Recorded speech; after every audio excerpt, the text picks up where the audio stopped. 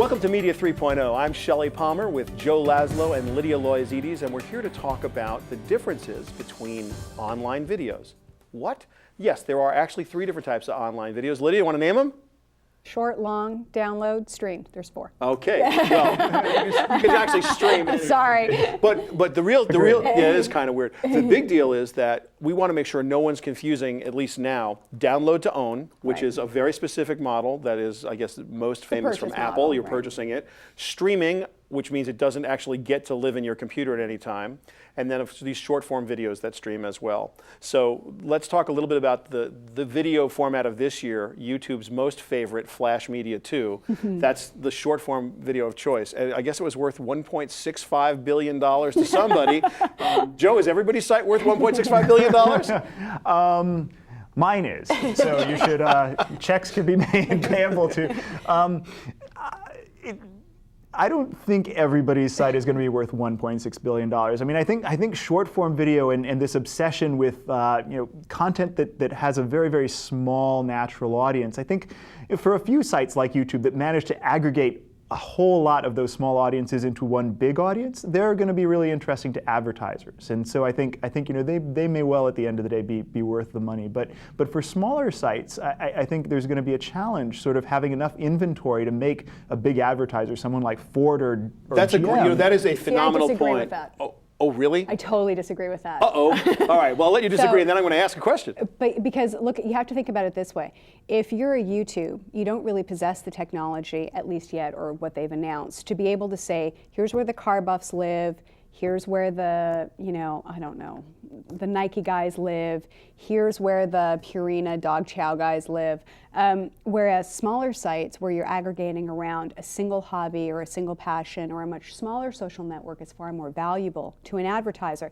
The other problem is that there is no mechanism in place that's going to be able to guarantee any traditional consumer packaged goods advertiser pre-roll is not going to show up in front of questionable content.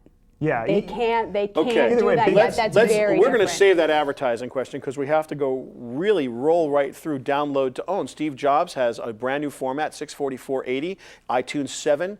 You pay $12 basically, yeah. $14. I've got a movie. Do I care? Well, I think we're so conditioned these days. It's an age of instant gratification with broadband, with video on demand on the TV, and I think it's tough. It's a tough sell to the consumer to say it's video an hour or two after you've demanded 51 minutes. Pirates of the Caribbean Dead Man's Chest took me 51 minutes on a 3 megabit down connection. Took me 51 minutes to download, and then I had to put it in my iPod and take it in the living room to watch it. So my Deposit. My rule of thumb is if you can download it and start watching it in less time than it takes to drive to the nearest Blockbuster and rent it, then yeah, consumers are going to be interested. But I feel like we're still a couple of years away from that. The price is high.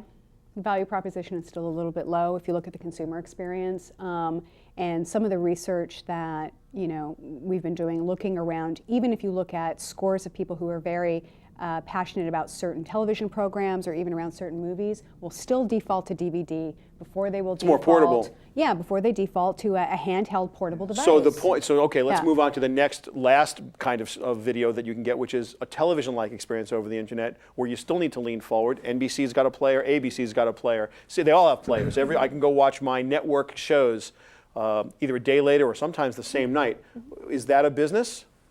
I think it's a business if you look at it from the standpoint of what does it do to help the core audience or shore up an audience on traditional television.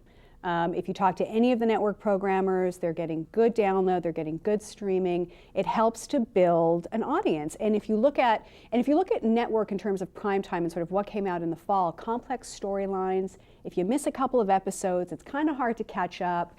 They're doing a lot of tie-ins to carry audiences over. It's a good tool. It's a good marketing tool, and I think it's a good audience builder. Yeah, absolutely. I mean, I think what we're seeing from consumers is they're interested in TV on the internet, but only as a stopgap. Only if that's the only way they can see a show. Only if they've missed an episode and want to catch up. Right now, the networks are in a great position because it's a complement, not a substitute. I think things may change in a couple of years when it gets easier to move your TV content from your PC onto the TV set. But for right now, again, I think it's a net plus for the broadcasters. That's really, to be seen. We just don't understand. But right now we know there are 3 kinds of video, not to be confused with each other. We have download to own, a completely separate model. We've got streaming short form in Flash on your website to be viewed leaning forward at your computer. And then this hybrid system where people are using Windows Media to actually watch a TV show that they might also enjoy on the television set. 3 things you should never confuse. For Media 3.0 and Joe Laszlo and Lydia Lazides, I'm Shelly Palmer. We'll see you next time.